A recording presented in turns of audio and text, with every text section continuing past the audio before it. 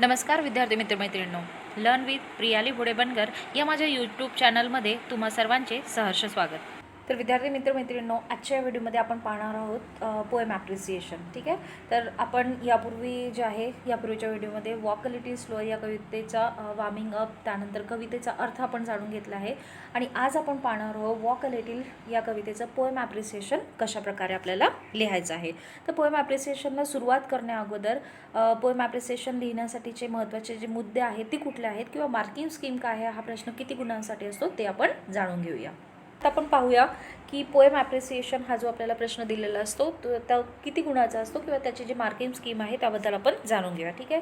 तर poem appreciation हा जो प्रश्न आहे हा एकंदरीत 5 गुणांसाठी दिलेला असतो. मग ते इयत्ता 9वीच्या प्रश्नपत्रिकेतील प्रश्न असो किंवा इयत्ता 10वी दोन्ही वर्षासाठी हा जो प्रश्न आहे तो सेमच आहे, म्हणजे 5 गुणांसाठी दिलेला आहे. ठीक आहे. तर आपण याची मार्किंग स्कीम जाणून घेण्याअगोदर यावर प्रश्न कसा विचारला जातो ते थोडक्यात मी सांगते. Right appreciation of the poem, आणि जी कविता तुम्हाला दिली असते त्या कवितेचं टायटल दिलं जातं, किंवा write the appreciation of the given poem with the help of following point, अशा प्रकारचा आपल्याला प्रश्न दिला जातो. आणि हे जे पॉईंट्स आपल्याला दिलेले आहे तर हे पॉईंट्स दिलेले असतात. ठीक आहे. मार्किंग स्कीमसुद्धा तिथे आपल्याला मेन्शन केलेली असते, पण तुमच्या माहितीस्तव आपण पहिले मार्किंग स्कीम जी आहे ती कुठल्या पॉईंटला किती गुण दिले जातात ते आपण पाहूया. तर एकंदरीत 5 गुणांसाठी असलेला हा जो प्रश्न आहे त्यातील पहिला पॉईंट आहे बघा, फर्स्ट पॉईंट टायटल, म्हणजे आपल्याला काय लिहायचं आहे, कवितेचं शीर्षक. ठीक आहे. तर हे जे आहे कवितेचं शीर्षक, आणि नेक्स्ट जो पॉईंट आहे नेम ऑफ द पोएट, हे दोन्ही जे आहे ते अर्ध्या गुणासाठी दिलेले प्रश्न आहे. मोस्ट ऑफ द टाईम आपल्याला जो प्रश्न दिलेला असतो त्यामध्येच कवितेचं शीर्षक आणि कवीचं नाव दिलेलं असतं. ठीक आहे, मोस्ट ऑफ द टाईम. पण जर ते दिलेलं नसलं तर एकंदरीत तुम्ही येता 9वीचं पुस्तक घ्या किंवा येता 10वीचं पुस्तक घ्या, दोन्ही याच्यामध्ये आपल्याला 5 ते 7 कवितांच्या वर नसतं, आणि आपल्या एका पुस्तकातील आपण 7 कवितांचे नावं आणि 5 ते 6 कवीची नावं सहजपणे काय करू शकतो, लर्न करू शकतो, आणि आपला हा जो 1 मार्क आहे तो आत्ताच आपण सिक्युअर करू शकतो. ओके. नेक्स्ट आहे point number 3, that is rhyme scheme. तर आपल्याला कविता जी दिली असते कवितेच्या कडव्यातून तुम्हाला सहजपणे राईम स्कीम जी आहे ती लिहिता येते, आणि त्या राईम स्कीमसाठी आपल्याला दिलेला असतो 1 गुण. नेक्स्ट आहे फिगर ऑफ स्पीच. तुम्हाला कुठलाही एक जो आहे फिगर ऑफ स्पीचचं नाव लिहायचं आहे आणि त्यासाठी तुम्हाला 1 गुण. तुम्ही 1 पेक्षा जास्त फिगर ऑफ स्पीच लिहिले तरी देखील चालतं.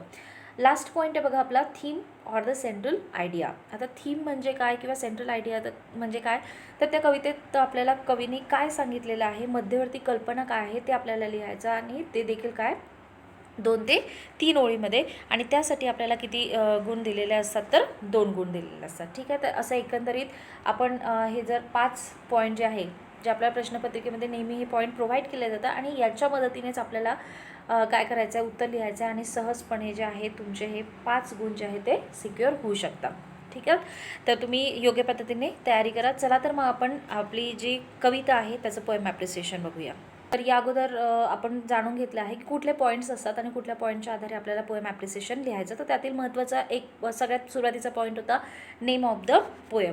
तर कवितेचं नाव काय आहे, वॉक अ लिटिल स्लोअर. त्यानंतर आपल्याला दिलेलं होतं की name of the poet. Name of the poet नेहमी या बाजूला खाली दिलेलं असतं, आणि इथे ऑथर काय दिलेलं आहे, अननोन. आता तुम्ही इथे ऑथर अननोनसुद्धा लिहू शकता, किंवा अननोन ऑथरसाठी ॲनोनिमस हा एक शब्द असतो तो सुद्धा तुम्ही लिहू शकता. आपण थोडक्यात जे आहे राईम स्कीम वगैरे थोडक्यात कवितेच्या आधारे पाहू, आणि मग एकंदरीत आपण सलग काय करू, प्रत्येक पॉईंटचं उत्तरसुद्धा बघू. ठीक आहे. तर आता पहिला आणि दुसरा पॉईंट आपला क्लिअर झाला. आता तिसरं विचारलेलं आहे की राईम स्कीम काय आहे. ठीक आहे. तर राईम स्कीम तुम्हा सर्वांना जवळपास येत असेल तरी पण आपण कवितेच्या कडव्याच्या आधारे बघूया. आता इथे राईम स्कीम निवडताना बघा, जो शेवटचा शब्द आहे डॅडी. ठीक आहे, पहिल्या ओळीचा शेवटचा शब्द. नेक्स्ट दुसऱ्या ओळीचा शेवटचा शब्द आहे स्मॉल. देन तिसऱ्या ओळीचा शेवटचा शब्द आहे फूट स्टेप अँड फॉल. ठीक आहे. तर अशा प्रकारे डॅडी या शब्दासाठी जर आपण ए लिहिलं, आता डॅडी आणि स्मॉल हे जे आहे एकमेकांशी रायमिंग होत नाही, त्यामुळे आपण इथे बी लिहू शकतो. त्यानंतर डॅडी, स्मॉल आणि फूटस्टेप हे तीनही शब्द एकमेकांशी राईम होत नाही, त्यामुळे आपण नेक्स्ट त्याच्यासाठी सी लिहू. मात्र चौथा जो शब्द आहे तो स्मॉल आणि फॉल जे आहे एकमेकांशी राईम होतात, म्हणून आपण इथे लिहूया बी. ठीक आहे. तर अशा प्रकारे आपली ही जी कविता आहे याची राईम स्कीम जी आहे ती आपण म्हणू शकतो की ए बी सी बी ही काय आहे, राईम स्कीम. ओके. आता आपलं कवितेचं टायटल झालं आहे, कवीचं नाव झालेलं आहे, राईम स्कीम झाली आहे आणि आता आणखी एक जी बाब आहे ती आपण या कवितेच्या आधारे जाणून घेऊ शकतो, ती म्हणजे फिगर ऑफ स्पीच. ते फिगर ऑफ स्पीच कुठले वापरले गेले आहेत तुम्ही इथे बघू शकता. कवितेत एक ओळ जी आहे ती सारखी रिपीट होते, that is walk a little slower daddy. तुम्ही बघू शकता की दुसऱ्या कडव्यामध्ये पण ही ओळ आहे.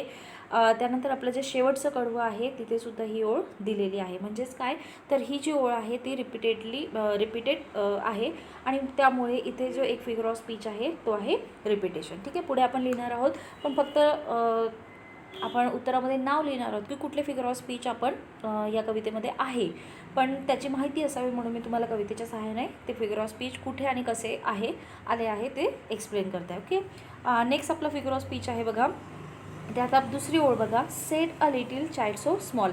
आता तुम्ही इथे जे आहे साऊंड एस जो आहे तो इथे काय होत आहे रिपीट होत आहे आणि म्हणूनच आपला नेक्स्ट फिगर ऑफ स्पीच जो आहे तो आहे ॲलिट्रेशन. ठीक आहे, त्याचप्रमाणे आणखी एक तिसरा जो फिगर ऑफ स्पीच आहे तो इथे जो आहे बघा सेकंड लाईनमध्येच तुम्ही बघू शकता, set a little child so small.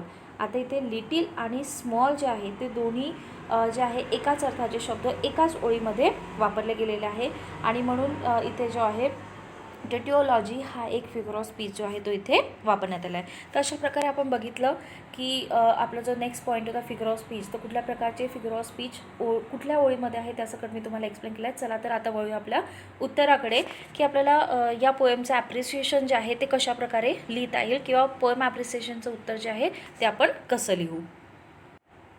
तर ॲप्रिसिएशन लिहिताना आपल्याला काही पॉईंट्स दिलेले आहे, त्या पॉईंटनुसारच आपण ॲप्रिसिएशन लिहायचं आहे. फर्स्ट पॉईंट होता title.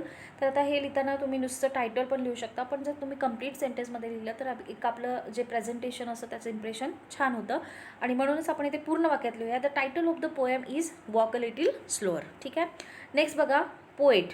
This poem is written by an anonymous poet, किंवा तुम्ही इथे अननोन पोएटसुद्धा लिहू शकता कारण की आपल्याला ही कविता कोणी लिहिली आहे हे माहीत नाही. नेक्स्ट बघा rhyme scheme. The rhyme scheme of the poem is, आपण इथे लिहिलं आहे ABCB. ती कशा प्रकारे ABCB येते मी तुम्हाला आधी एक्सप्लेन केलं आहे. ठीक आहे, नेक्स्ट पॉईंट आहे आपला फिगर ऑफ स्पीच. आता ही कसं उत्तर लिहायचं बघा, the figure of speech in the poem is, म्हणजे कवितेत फिगर ऑफ स्पीच कुठला आहे तर रिपिटेशन. आता इथे मी एक लिहिलेला आहे आणि इथे कोणता दोन आणखी दिलेला आहे, तर तुम्ही तीनही लिहू शकता किंवा एकही लिहू शकता. तुम्हाला तिथे जे आहे मार्किंग स्कीममध्ये तुम्ही बघितलं असं की any one figure of speech mention करणे आपल्याला गरजेचं आहे. तर आपण इथे लिहिलं आहे की टेटिओलॉजी देन ॲलिट्रेशन हे जे आहे दोन फिगर ऑफ स्पीच आणखी मी इथे ॲडिशनल दिलं आहे, तुम्ही तुमच्या सोयीनुसार कुठले एक लिहू शकता.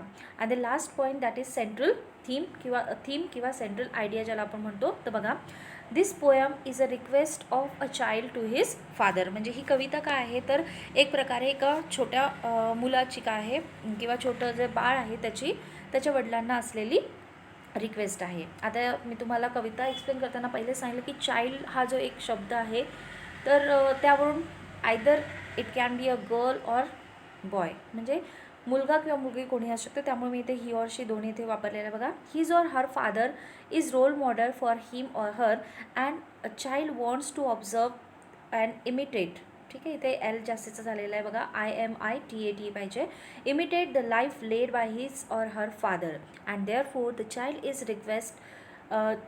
Request father to do action slowly. आता यात काय तर जे चाइल्ड आहे ते त्याच्या वडिलांना काय करत आहे, चाइल्ड जे आहे बाळ जे आहे वडिलांना इमिटेट करण्याचा प्रयत्न करीत आहे आणि काय करत आहे तर फॉलोसुद्धा करत आहे आणि त्यामुळेच ते काय करत आहे वडिलांना रिक्वेस्ट करत आहे की ते जे काही ॲक्शन करत आहे ते थोडं स्लोली करावं जेणेकरून काय करता येईल त्याला ते इमिटेट करत आहे. So this was the theme of or we can say the central idea of the poem. तर ही काय आहे ही होती आपली सेंट्रल आयडियाची आपण पाहिली. तर अशा प्रकारे आपला जो पूर्ण प्रश्न आहे वॉक अ लिटिल स्लोअर या कवितेचं आपण पोएम ॲप्रिसिएशन जे आहे ते इथे पाहिलेलं आहे. तुम्ही या प्रकारे काय करू शकता उत्तर लिहू शकता. मोस्ट ऑफ द टाईम तुम्हाला काय करायचं आहे, हे जे रेडमधले सेंटेन्स मी इथे दिलेले आहे ठीक आहे हे तुम्ही काय करू शकता एकदम पाठ करून ठेवू शकता आणि प्रत्येक पोएममध्ये ॲप्रिसिएशन लिहिताना तुम्ही हे वापर करू शकता. The title of the poem is. आता काय होईल जर दुसरी कविता असेल तर इथे फक्त name of the poet, name of the poem किंवा इथे राईम स्कीम किंवा फिगर ऑफ स्पीच इतका फक्त चेंज होईल. बाकी हे जे आपले 4 सेंटेन्स आहे हे तुम्ही रिपीटेडली सगळ्याच ॲप्रिसिएशनसाठी सगळ्याच कवितांच्या ॲप्रिसिएशनसाठी वापरू शकता. ठीक आहे, आणि ते सेंट्रल आयडिया जी आहे याची सुरुवात देखील द सेंट्रल थीम और central idea of the poem याप्रमाणे एक कॉमन सेंटेन्स जे आहे त्याने सुद्धा तुम्ही करू शकता. तर अशा प्रकारे आज वॉक अ लिटिल स्लोअर या कवितेचं पोएम ॲप्रिसिएशन आपण कशा प्रकारे लिहू शकतो हे मी तुम्हाला एक्सप्लेन केलेलं आहे. आय होप तुम्हाला चांगल्या पद्धतीने ते समजले असेल आणि तुम्ही स्वतःहून सुद्धा आता पोएम ॲप्रिसिएशन जे आहे ते लिहू शकाल. लवकरच भेटूया आपल्या पुढील व्हिडिओमध्ये. या प्रश्नासंबंधी जर तुमच्या काही क्वेरीज असतील, काही प्रश्न असतील तर कमेंट बॉक्समध्ये नक्की कमेंट्स करा. व्हिडिओ आवडल्यास तुमच्या मित्रांना शेअर करा, जेणेकरून या व्हिडिओचा उपयोग इतरही विद्यार्थ्यांना घेता येईल. आणि माझे जे अपकमिंग व्हिडिओज आहे, नेक्स्ट व्हिडिओज आहे, त्याचे टाइमली नोटिफिकेशन मिळवण्यासाठी माझ्या चॅनलला सबस्क्राईब नक्की करा. थँक्यू.